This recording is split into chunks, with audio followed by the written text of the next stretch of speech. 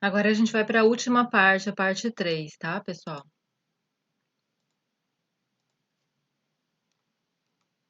Nessa parte 3, a gente vai abordar, né, então é, alguns fatores sobre o clima. O clima está mudando de fato, né? Quais são os dados que a gente pode ter sobre isso, tá?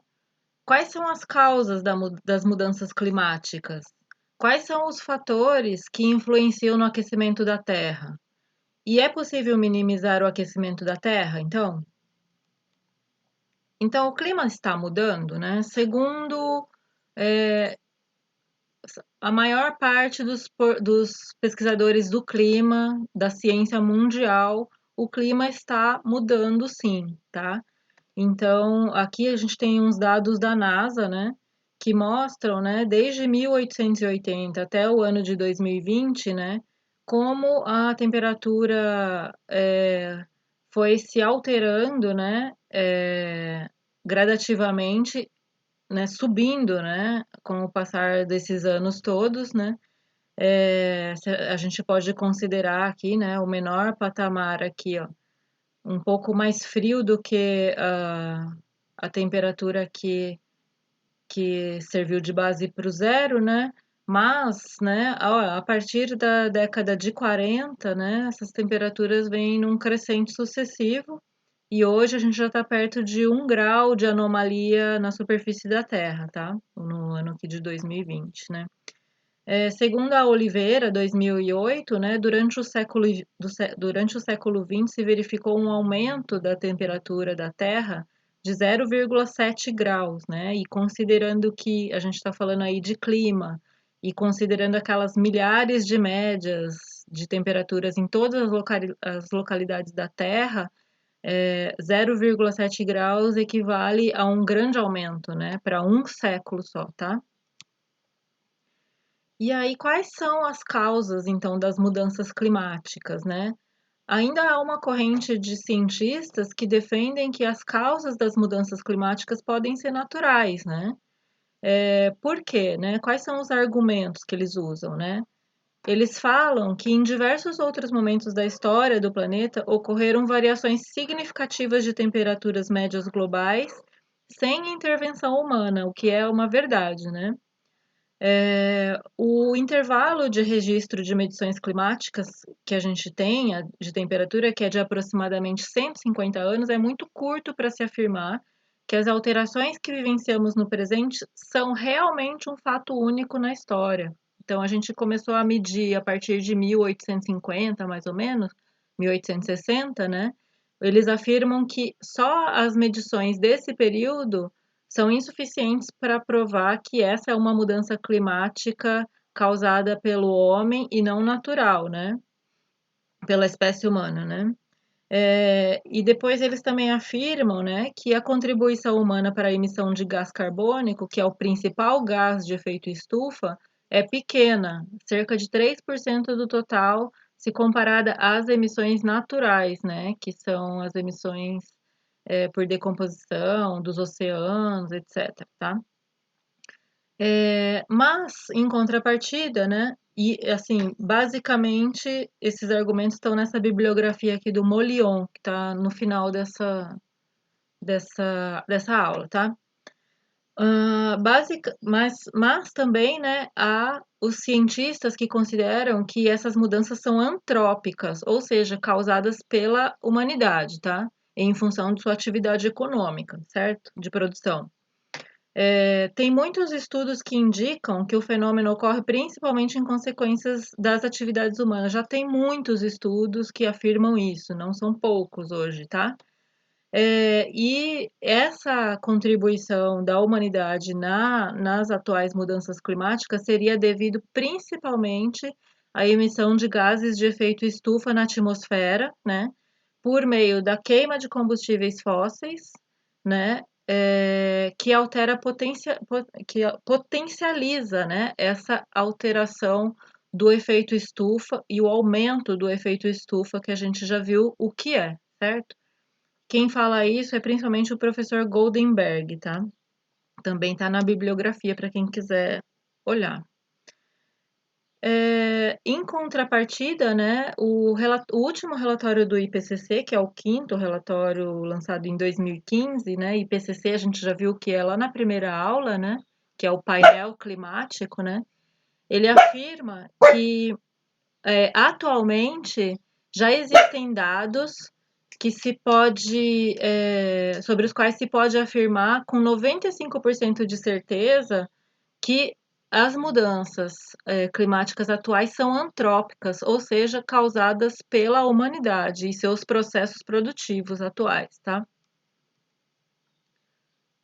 De qualquer forma, né, assim, mesmo que a gente tenha essa dúvida se as mudanças são antrópicas ou são naturais, né, e que não tenha ainda se batido um martelo, falado 100% de certeza que essas mudanças são antrópicas, né, ou então reverter isso, né, e afirmar que são naturais, de qualquer forma, existe um consenso científico, tanto para quem acha que esse aquecimento da Terra pode ter causas naturais ou antrópicas, de que a Terra está tendo sua temperatura, seu clima alterado pelo seu aquecimento, ou seja, a temperatura média da Terra está subindo. Isso é um consenso científico, tá? Então, lembra que a gente viu lá atrás, né, os fatores que influenciam no aquecimento da Terra, né? Que o primeiro era a insolação, o segundo era o albedo, a insolação devido à distância que a Terra está do Sol, né? O albedo, que é a capacidade de refletir a radiação solar que a superfície da Terra pode ter, e o terceiro, que é a composição da atmosfera, né? Que são os fatores que influenciam no aquecimento da Terra, tá? Sobre esse primeiro, a gente não tem, a humanidade não tem nenhum controle, né? Ele depende especificamente da distância que a Terra está do Sol. Então a gente não pode influenciar isso de modo algum, né? Já sobre o albedo e sobre a composição da atmosfera, a humanidade pode sim influenciar, tá? Então ela pode interferir nisso, né? Vamos ver como? Com relação ao albedo, lembram do albedo? O albedo próximo de zero, nada refletivo, vai refletir 0%. O albedo próximo de 1, muito refletivo, vai refletir 100%, aproximadamente, né? Vai refletir uma grande quantidade, tá? Então, quer dizer, o albedo próximo de zero absorve muito a luz, né?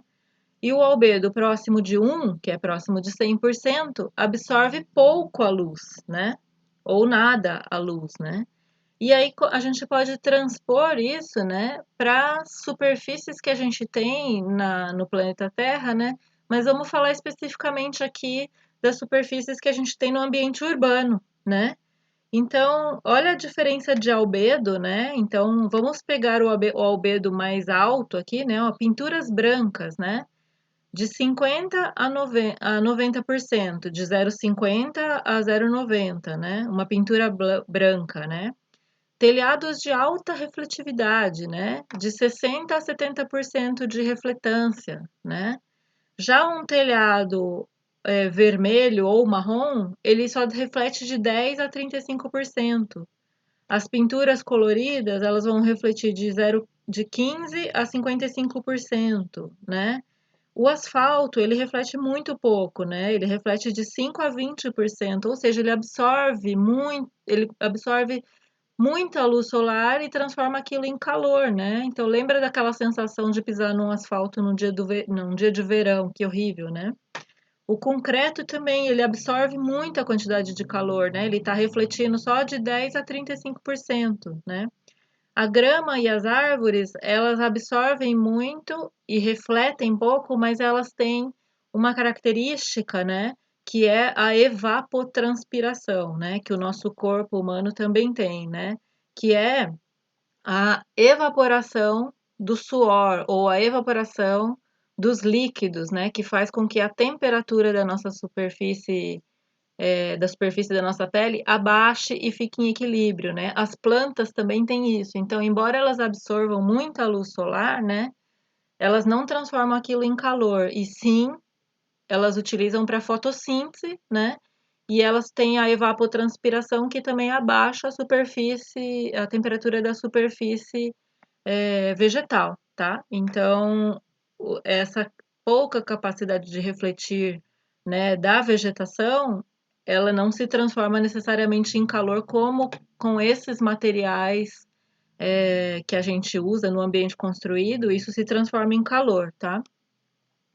Só para a gente pensar aqui, né? Então, se a gente olhar essas duas imagens, a sensação térmica que a gente tem em cada uma delas é muito diferente, né? Quando a gente olha uma floresta dessa, toda sombreada, a gente já sente aquele arzinho frio, fresquinho, né? E quando a gente olha uma via dessa, ensolarada, esse asfalto absorvendo toda a radiação solar, esses carros todos, a gente já consegue imaginar, né? Aquele bafo quente nas cidades, né? Que não dá nem vontade de ficar ali, né? Isso para falar, né, de que as cidades, na verdade, elas acabam se configurando, né, em ilhas de calor, né? Então, por que que acontece, né, esse efeito de ilha de calor, né? Porque a cidade ela é muito mais, ela tem uma absortância, né, aos raios solares, à energia solar muito maior do que o meio rural, por exemplo, né? Que além, né, de ter mais sombra, tem mais vegetação, etc., né? Tem essa quantidade de evapotranspiração num volume muito maior, né? Aqui também a cidade também evapora, né? Mas não necessariamente essa temperatura da superfície ela é reduzida com essa evapotranspiração, né? Aqui no meio rural ela né? No meio rural, o solo absorve muito mais a água, né? E no meio urbano, o solo não absorve a água, né? E a água, ela é retentora de calor também, né? Ah, então, acaba que as temperaturas ficam muito mais amenas numa zona rural e muito maiores, né? Como está aqui, de 3 a 10 graus mais quente na zona urbana, né? Isso é super fácil da gente observar quando você sai de um sítio, sei lá, num dia de verão e vai para um centro de cidade, né? A diferença é completamente perceptível, né, no nosso corpo, assim, porque de fato é uma diferença de temperatura considerável, né? Essa aqui é uma imagem termográfica, né, de uma cidade, né, para a gente ter essa noção de qual que é a diferença de temperatura do meio rural para o meio urbano, né? Então, aqui nessas manchas verdes mais escuras estão as menores temperaturas. Aqui está mostrando que seria 16 graus e meio aqui, né? Enquanto nessas zonas mais quentes, né, ó, 18,5 já é uma coisa muito maior, né? Se a gente for considerar a pouca distância, né? Isso aqui só é um centro de cidade e aqui uma zona rural em volta, né? Então, é isso que a gente chama, né, na verdade, de ilhas de calor, né? E essas ilhas de calor, elas têm um potencial muito grande, né, de aquecer a superfície, né, daquela região toda. Essa superfície, ela aquece o ar por convecção, né? Essa temperatura de calor dos telhados, do asfalto, de todo o material, todo o ambiente construído passa para o ar e esse ar vai subindo lá para a atmosfera, né? E vai esquentar toda aquela outra camada de ar que vai se condensar, né? Porque o ciclo da água faz isso e vai despencar como tempestade ali no ambiente urbano, né? Então, quais são essas consequências da ilha de calor, né? Verões extremamente quentes, né? Muito mais quentes do que a gente está acostumado, né, habitualmente. Desconforto térmico para as pessoas, problemas de saúde e morte relacionados ao calor excessivo. O nosso equilíbrio térmico para a gente ter uma vida confortável, ele tem uma faixa muito estreita, tá? A gente não suporta muito, assim, grandes modificações de temperaturas, não, tá? Pode ocasionar diversos problemas de saúde, né? Aumento de pressão, etc, tá? Aumento de gasto energético com ar-condicionado e ventiladores, né? Para tentar contornar esses problemas de calor. Aumento do CO2 na atmosfera devido ao grande uso de energia, né? No nosso país, a gente tem uma vantagem que é a gente ter muita energia limpa, né? Essa energia hidráulica ela é considerada limpa, né? Ela não é a partir de queima de combustível fóssil que é gerada, tá? Mas a gente também tem as matrizes sujas, né? A partir da queima de combustíveis fósseis, né? E como a queima de carvão, a gente tem assim energia oriunda dessas fontes, né? E isso frequentemente é acionado aí no país a depender da estação, se tiver numa seca, tal, né? O governo recorre a essa fonte de energia térmica, né? Que é altamente poluente, porque manda muito CO2 para a atmosfera, né? Então a gente também não está completamente livre disso, mas em relação a outros países, a nossa energia ela é muito menos emissora de gás carbônico na atmosfera, tá? Além de tudo isso, né, essas ilhas de calor causam chuvas fortes e repentinas com possibilidade de inundações, deslizamentos, ventos fortes que arrancam telhados, essa série de consequências para as quais a gente não está preparado. Agora vamos pensar um pouquinho na atmosfera. Voltando só um pouquinho aqui, né? Então, com relação à influência do albedo, né, na superfície terrestre, a humanidade tem como interferir e melhorar isso, né, para que não aumente, né, essas ilhas de calor que influenciam, sim, também no aquecimento da Terra, tá bom? Então, vamos passar para o outro fator que a humanidade pode interferir, em que a humanidade pode interferir, que é a composição da atmosfera, tá? Só para eu falar para vocês aqui separadamente, né? Vamos só relembrar isso aqui, né? Que aqui está o espectro da luz solar, tá? Esses raios aqui que não são visíveis, que são os ultravioletas, né? Que são ondas curtas, tá? Depois vem a camada de raios visíveis, né? E a camada de raios infravermelhos, né? Que são ondas de calor, que são consideradas ondas longas, tá?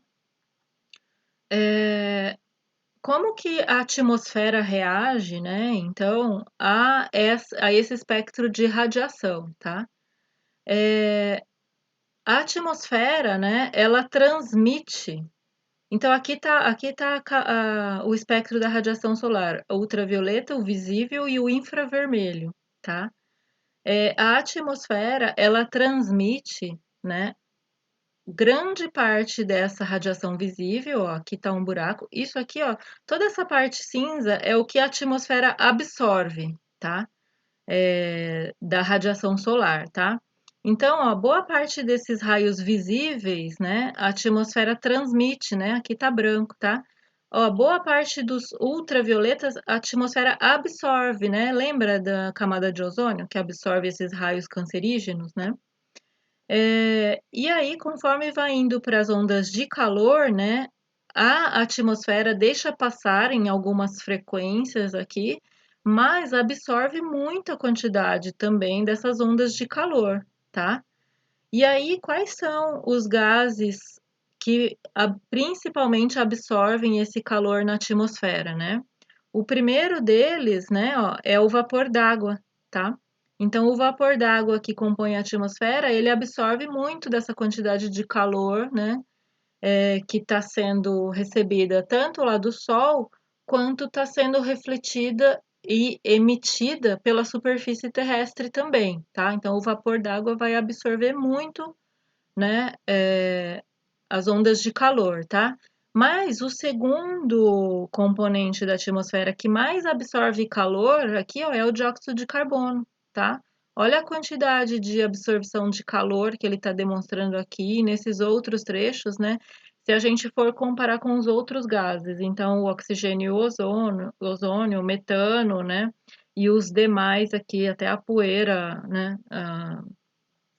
Os, a poeira que compõe a atmosfera, né? Tanto o vapor d'água quanto o dióxido de carbono são os principais gases que absorvem calor, tá? E que retêm o calor na atmosfera, né? Por isso que se fala, né, que principalmente o carbono, né, é um gás, é o principal gás do efeito estufa, tá? Vamos falar um pouquinho dos ciclos, né, desses dois gases, só para a gente entender, né? Qual que é o papel do vapor d'água no aquecimento do planeta, né? O ciclo da água ele é muito rápido, né? Por quê? Porque o volume de água do planeta ele é sempre o mesmo, tá? Então, o que que acontece? Se a superfície da Terra se aquece, essa água evapora, né? E vai lá para a atmosfera em forma de nuvens, etc. E se ela se aquecer muito, né? O que que ela vai acontecer? Ela vai condensar e vai despencar de novo na Terra em forma de chuva. E esse é o ciclo. O ciclo da água é muito rápido, né? Então, com o aumento da temperatura da superfície terrestre, o que acontece é um maior, uma velocidade mais rápida nesse ciclo, né? E, e nessa velocidade mais rápida a gente tem as tempestades, né? E a humanidade não está preparada para lidar com essas tempestades, tá? Então, a água também, né, retendo maior quantidade de vapor d'água, como ele retém muita quantidade de calor na atmosfera, né, ele pode também potencializar esse efeito estufa, né? Então vai ficando cada vez mais quente ali, porque ele retém muita água. Conforme a superfície da Terra também fica mais quente, tá? O ideal é que se a superfície não se aquecer, né, a camada de vapor da água na atmosfera se mantenha em equilíbrio e numa situação estável que não fique acelerando tanto esse ciclo de precipitações, tá bom? Já o ciclo do carbono, né, ele é super lento, né? Por quê? O que que é o ciclo do carbono? O gás carbônico está no ar, né? E como é que acontece o ciclo do carbono? As plantas fazem fotossíntese, né? E aí, né, o carbono é retirado da atmosfera e passa a compor toda a matéria orgânica, né, que existe na Terra, né? Então, para retirar carbono da atmosfera é pela fotossíntese, né? Então, isso tudo leva muito tempo até que as plantas cresçam, né? É, e, e os oceanos também retiram carbono da atmosfera, né? Mas isso tudo é numa velocidade muito fixa, né? E que se aumentar demais a emissão de carbono para a atmosfera, esse mecanismo de retirada de carbono não dá conta de tirar o carbono que precisa ser tirado na velocidade que a influência da humanidade lançando carbono na atmosfera demanda, né?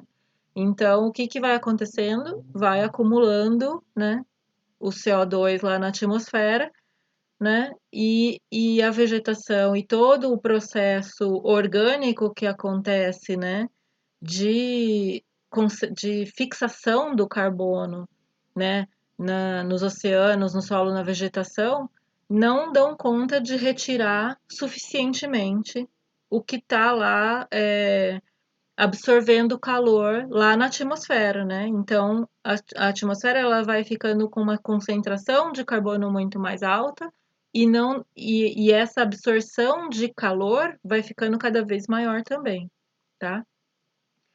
Para a gente ter uma noção aqui, né, do que vem acontecendo, né? Então, essas aqui está um registro, né, do teor, da concentração de CO2 na atmosfera, né? Uma parte aqui lá daqueles gelos, as geleiras fósseis, né, o Vostok Ice Core, que é aquela geleira, uma geleira que foi analisada lá na Rússia, né? Então, a concentração de carbono naquele ar, né, que estava naquelas pequenas bolhas da geleira lá, estava entre 250 e 300 ppm, que é partículas por milhão, tá?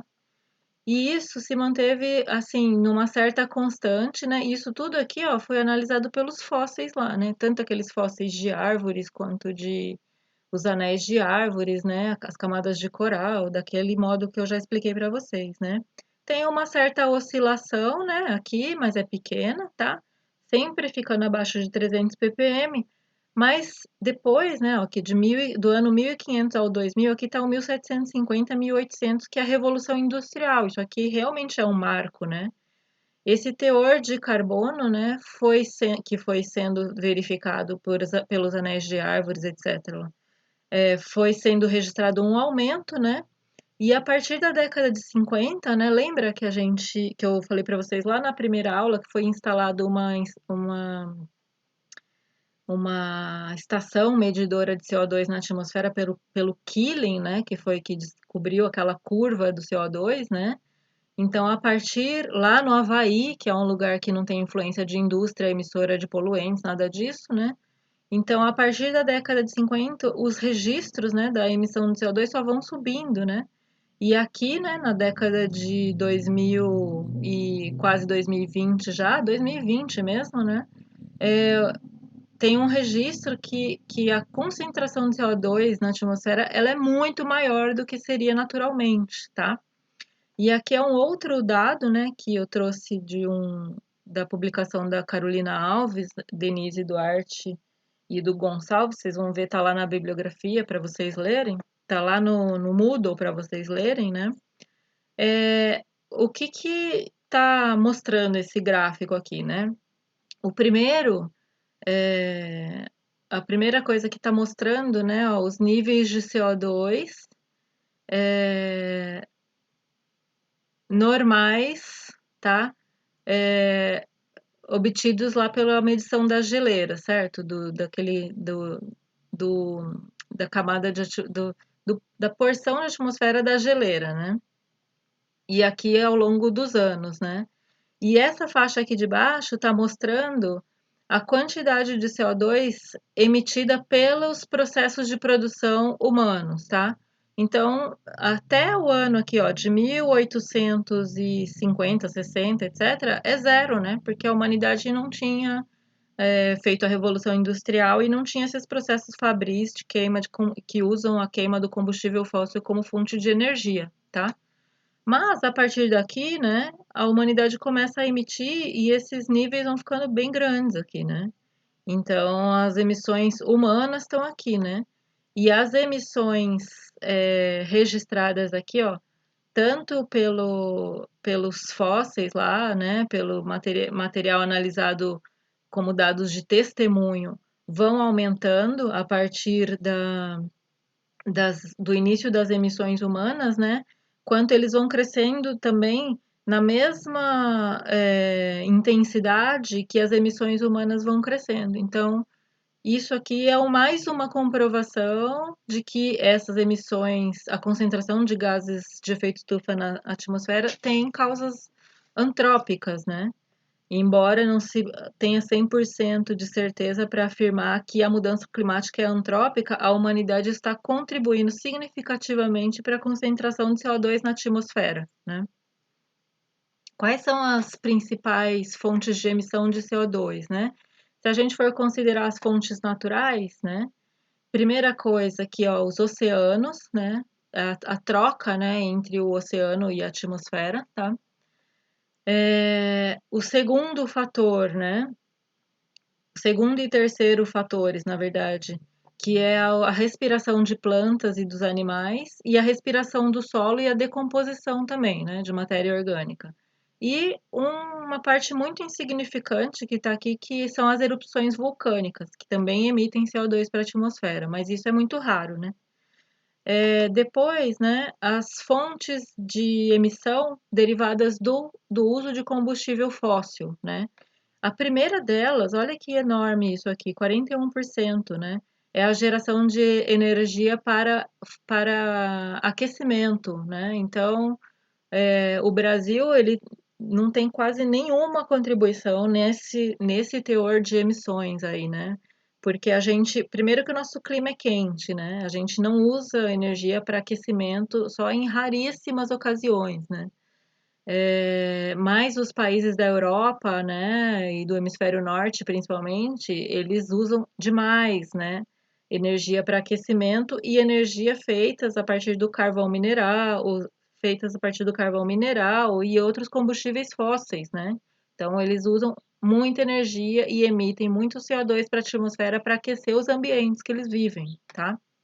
O segundo fator bastante determinante aqui é o setor de transporte, que a gente também pode ser que contribua muito, transporte de mercadorias e pessoas, né? Então, caminhão a diesel, carro, ônibus, né? E tudo que a gente usa como meio de transporte queimando combustível fóssil, tá? A terceira contribuição é o setor industrial, né, na fabricação de todos os materiais e todos os objetos que a gente usa, né, que também demandam combustível fóssil como fonte de energia, tá? O quarto setor é o residencial, né, tanto no aquecimento quanto o resfriamento, né? E outros, tá? O setor residencial contribui muito pouco, né? Aqui no Brasil, então a gente contribui menos ainda, tá?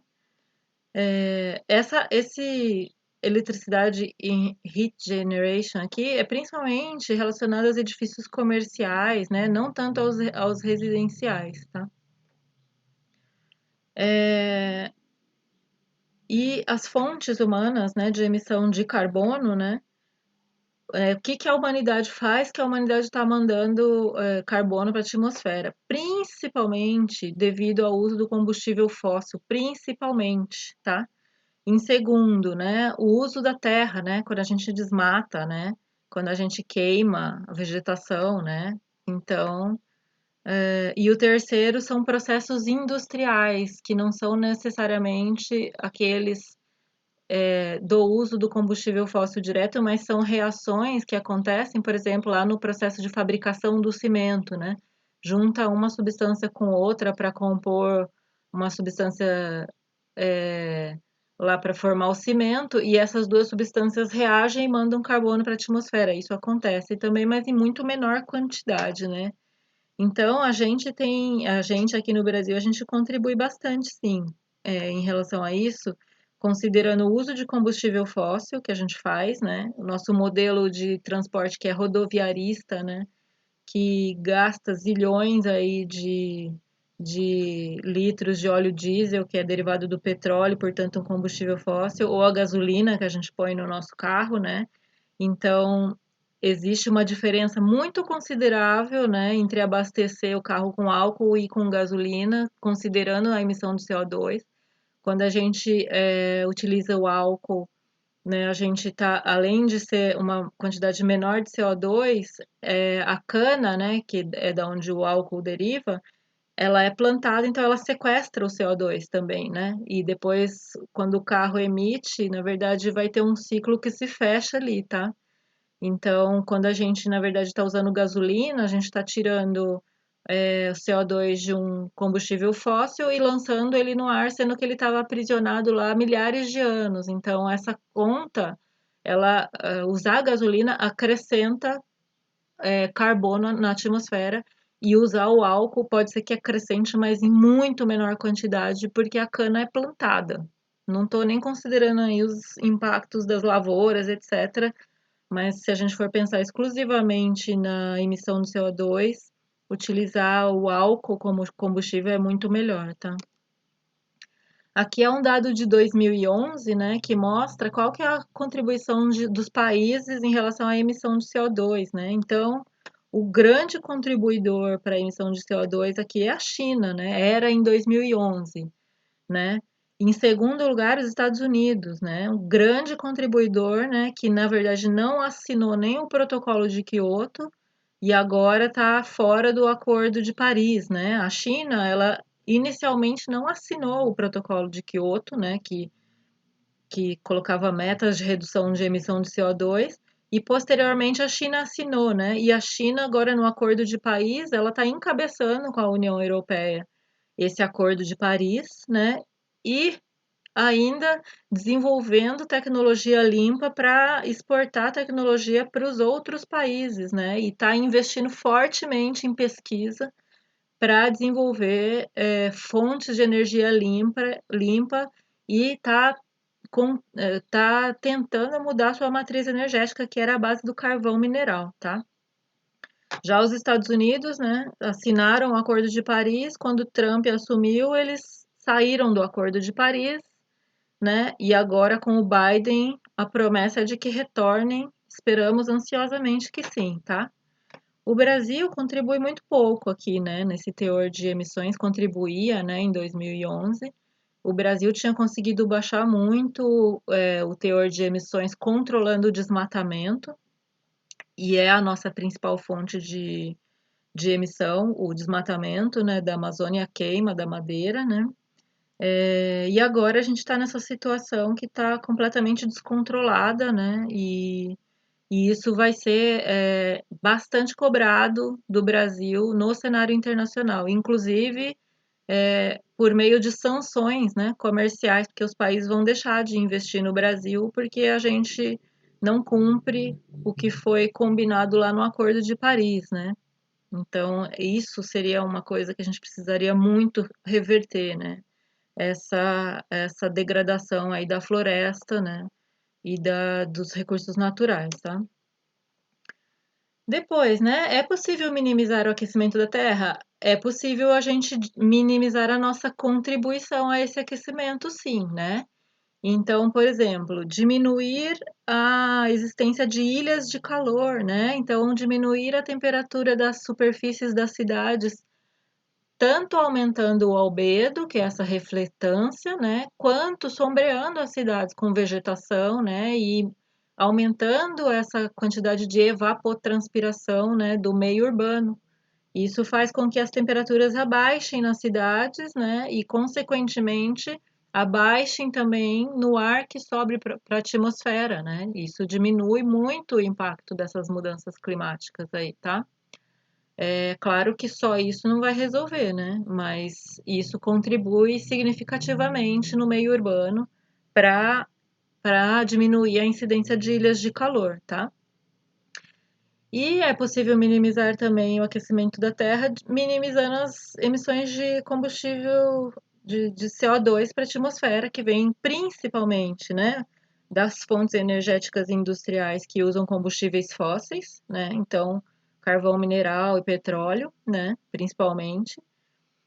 Depois das queimadas, né, que emitem CO2 diretamente, e aí é o principal fator que o Brasil deveria controlar. Esse é o nosso principal fator de contribuição, né? E o mundo inteiro está de olho aqui na gente, porque a Amazônia, além de ser uma grande reserva de CO2 fixado, né, que é a vegetação, né, ela também é responsável pelo equilíbrio climático, muito além dessa questão do CO2, da emissão de CO2, porque todo o equilíbrio de umidade da Amazônia, ele está muito relacionado com o equilíbrio, né, das chuvas, né, e da temperatura mesmo do planeta. Então, o mundo inteiro está de olho aqui na gente, né?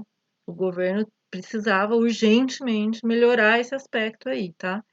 E o terceiro é minimizar o uso de combustíveis fósseis também no transporte, né? Então, a gente já diretamente já pode adotar o álcool como um combustível, o etanol, né, como um combustível prioritário, né? Mas também quando a gente vai considerar a adoção dos produtos num projeto de design de interiores, então a gente precisa considerar isso, né? Assim, esse produto é de onde? Ele veio de perto, ele veio de longe, né? Se ele veio de longe, ele já tem um impacto muito grande aí, né? Na emissão de CO2, então a gente não sei se daria para chamar de sustentável, é um fator que impacta na nossa decisão, né? Assim como, né, a gente pode considerar também, né, que determinados processos industriais, eles emitem mais CO2 ou menos CO2, né? Ou eles consomem mais energia, então se eles consumirem mais energia, eles também tendem a aumentar a emissão de CO2 para a atmosfera, então quando a gente for falar de ciclo de vida, a gente vai falar um pouco sobre isso, né? E aí a gente vai conseguir entender melhor que tipo de material é mais ambientalmente amigável do que outros, né? Então, essa aí é uma contribuição que a gente já pode começar a pensar que é possível dar, tá bom? Então vamos terminar aqui, né? O clima está mudando? Há registros de que a temperatura da Terra está aumentando. Há registros muito consolidados de diversas bases científicas, tá? As causas das mudanças climáticas, a gente não tem bem certeza ainda, né?